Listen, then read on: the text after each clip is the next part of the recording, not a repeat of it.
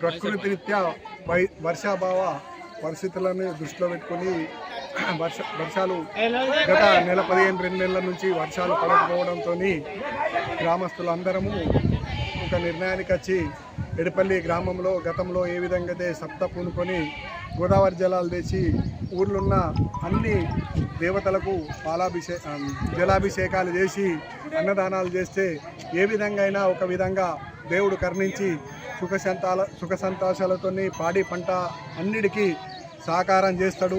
ఆ సహకారాన్నే మన గ్రామాభివృద్ధి, మన గ్రామానికి చిన్న పెద్ద గొడ్డు గోజ అందరు కూడా సుభిక్షంగా ఉంటారనే ఆశతో దాన్ని పాటిస్తూ నిన్న పొద్దున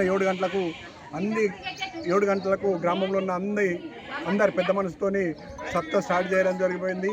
ఇప్పటి వరకు సప్త కంటిన్యూగా నడుస్తుంది. రాత్రి గోదావరి జలాలకు గ్రామస్తులు ముక్కుమ్మడిగా కందకుర్తికి పంపించి గోదావరి జలాలు తేవడం జరిగింది. ఆ జలాల్ని ఇప్పుడు ఊరేగింపుగా తీసుకొచ్చి అన్ని గ్రామ దేవతలకు పోయడం జరిగింది. ఇంతటితో ఈ గ్రామంలో ఉన్న దేవతలందరూ సహకరించి ఎడపల్లి గ్రామ ప్రజలందరినీ ఎప్పటికీ సమృద్ధిగా మంచి ఉండాలని దేవుళ్ళని కోరుకుంటున్నాం. నమస్కారం. వర్షాలు సమృద్ధిగా కురవాలని, పాడి పంటలు మంచిగా ఉండాలని ఒక గట్టి సంకల్పంతో నిన్న దాస్ హనుమాన్ మందిరం వద్ద సప్త ప్రత్యేక పూజలతో ప్రారంభమైనటువంటి ఈ అభిషేక కార్యక్రమాలు ఈరోజుతో గంగానీటితో గ్రామంలో గల అన్ని దేవతలకు హనుమాన్ మందిరాలకు అభిషేకంతో ముగుస్తూ ఉన్నాయి. నిన్న హిందువులు మాత్రమే కాకుండా అన్ని మతాల వారు కూడా వర్షాలు కురవాలని ప్రత్యేక ప్రార్థనలు చేయడం జరిగింది.